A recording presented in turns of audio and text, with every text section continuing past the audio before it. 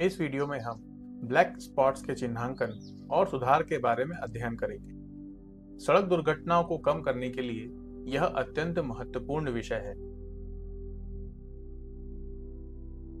कई बार सड़क का कोई विशेष स्थान ऐसा होता है जहां सामान्य स्थानों की तुलना में अधिक सड़क दुर्घटनाएं होती हैं। ब्लैक स्पॉट वह स्थान होता है जहां एक निश्चित अवधि में असामान्य रूप से अधिक सड़क दुर्घटनाएं होती हैं। भारत सरकार के मापदंडों के अनुसार यदि किसी 500 मीटर की सड़क सीमा में पिछले 3 वर्षों के दौरान 5 या अधिक मृत्यु वाली सड़क दुर्घटनाएं हुई हो तो उस स्थान को ब्लैक स्पॉट्स माना जाता है। ब्लैक स्पॉट सामान्यतः निम्न स्थानों पर पाए जाते हैं, जैसे तीखे मोड़, व्यस्त चौराहे, हाईवे पर गलत यू टर्न, पुल या घाटी क्षेत्र या अत्यधिक ट्रैफिक वाले मिश्रित मार्ग। ब्लैक स्पॉट सड़क सुरक्षा के लिए अत्यंत संवेदनशील स्थान होते हैं। ब्लैक स्पॉट बनने के कई कारण हो सकते हैं। अधिकांश मामलों में कई कारण मिलकर इस समस्या को जन्म देते हैं। सड़क का खराब डिजाइन, तीखा या खतरनाक मोड़, दृश्यता दूरी या पुअर साइटिंग डिस्टेंस, सड़क की सतह खराब या गड्ढे होना, गलत या असुरक्षित यू टर्न, वाहनों की अधिक गति, धीमे और तेज वाहनों का मिश्रित यातायात, सड़क संकेत और रोड मार्किंग की कमी, सड़क किनारे अवैध अतिक्रमण और रात में कम दृश्यता ब्लैक स्पॉट्स बनने के कारण होते हैं।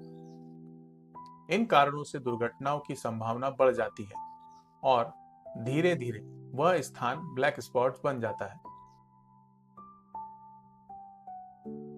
ब्लैक स्पॉट का चिन्हांकन एक व्यवस्थित और चरणबद्ध प्रक्रिया है। सड़क दुर्घटना डेटा संग्रह। सबसे पहले सड़क दुर्घटनाओं से संबंधित जानकारी एकत्र की जाती है, जैसे एफआईआर रिपोर्ट, पंचनामा, अस्पताल रिकॉर्ड, पीसीआर या कंट्रोल रूम की रिपोर्ट, बीमा संबंधी डेटा इत्यादि। डेटा विश्लेषण। इसके बाद पिछले 3 वर्षों के दुर्घटना डेटा का विश्लेषण किया जाता है, जिसमें शामिल है दुर्घटनाओं का प्रकार, मृत्यु और गंभीर चोटें, दिन या रात का समय, समान स्थान पर बार बार होने वाली सड़क दुर्घटनाएं इत्यादि। स्थान चिन्हांकन यानी लोकेशन मैपिंग।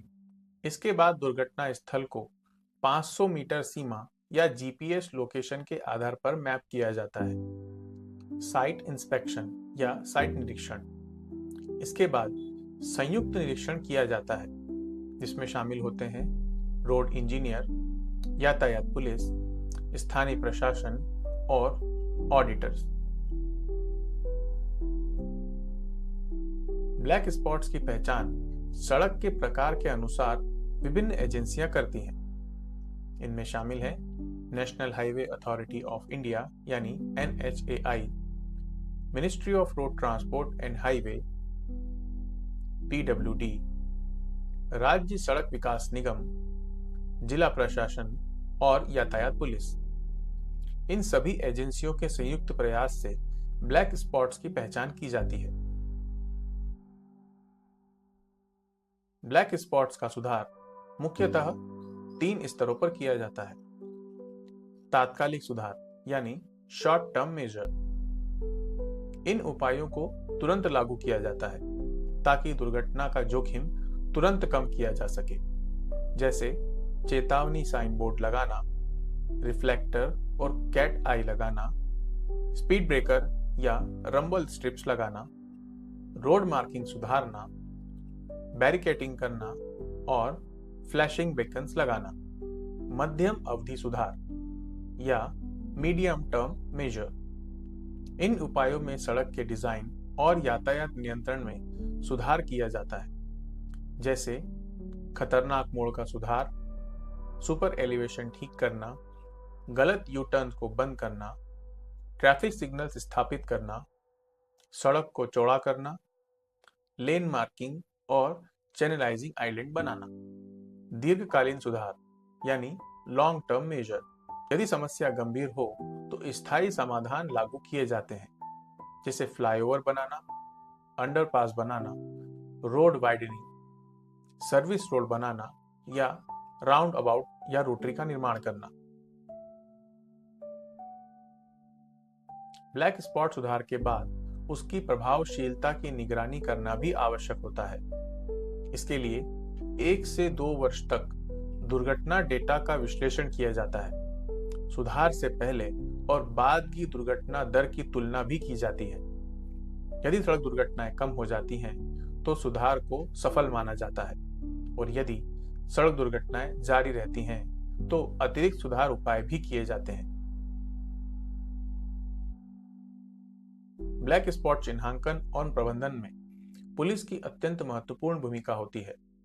पुलिस का कार्य दुर्घटना डेटा का सही रिकॉर्ड रखना, समय समय पर दुर्घटना का विश्लेषण करना, इंजीनियरिंग एजेंसियों को रिपोर्ट भेजना, खतरनाक स्थानों पर कानून प्रवर्तन कराना, स्पीड नियंत्रण अभियान चलाना और जन जागरूकता अभियान चलाना पुलिस की जिम्मेदारी होती है। पुलिस और इंजीनियरिंग एजेंसियों के संयुक्त प्रयास से ही ब्लैक स्पॉट्स को प्रभावी रूप से सुधार किया जा सकता है। ब्लैक स्पॉट्स की पहचान और सुधार सड़क सुरक्षा का अत्यंत महत्वपूर्ण भाग है। सही तरीके से ब्लैक स्पॉट सुधार करने से सड़क दुर्घटनाएं कम होती हैं, सड़क पर मृत्यु दर में कमी आती है, यातायात अधिक सुरक्षित बनता है और सड़क अवसंरचना बेहतर होती है। इस वीडियो से जुड़ा ट्रेनिंग मटेरियल और पूरी जानकारी हमने डिस्क्रिप्शन में दी है।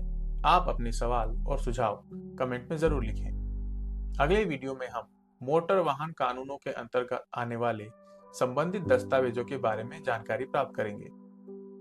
जय हिंद।